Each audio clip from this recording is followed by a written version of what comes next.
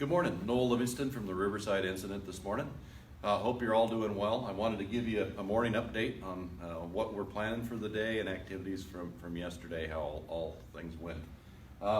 Overall, from the fire footprint perspective, no changes from yesterday or from the last several days. The fire has remained within the lines that we've established. Crews are primarily focused on mopping up, holding, patrolling, and starting some repair work along those lines. Essentially, all the way from, I'm going to try a little high-tech drawing here, from the forest boundary to the south, we have lines, hand lines, dozer lines, connecting most areas all the way around till we get over to the forest boundary, or into the forest up here on this northwest corner.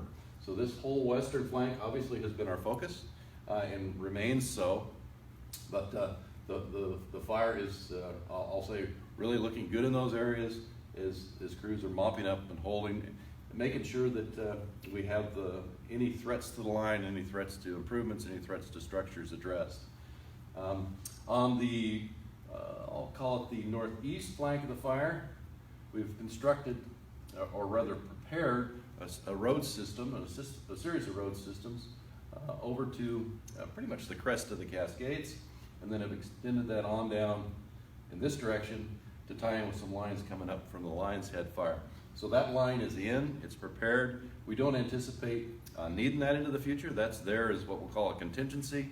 But given where we are in the season, given where we are with the weather that we've received, I just don't see that as something that we're gonna have to actually use. But it's there if we need it. So that's just a little contingency planning. Some changes today. Obviously this week really is gonna be a period of warmer, drier weather. Temperatures up into the 80s, the weatherman's saying, by midweek. Also today we have a windy day, and it is an east wind, which was a problem earlier. Today that's not gonna be a problem, we don't think, primarily because all of the moisture that we've received over the last week. It's gonna take time for the fuels to dry back out after all of that rain. But we are watching that wind. The biggest hazard it's really gonna pose to us is what we call gravity hazards. Dead trees, rocks rolling, those sorts of things coming down with those high winds as the winds move things around. So we're asking our firefighters to watch out for that. I would also ask you, if you're within the fire area, to really watch for trees that will come down. This is the first time we've seen an easterly wind in the last really almost 3 weeks. So be aware of that in your neighborhoods. Other than that though, we're anticipating a good day. Firefighters should be able to get into some areas as things dry out where maybe it was too muddy here in the last few days.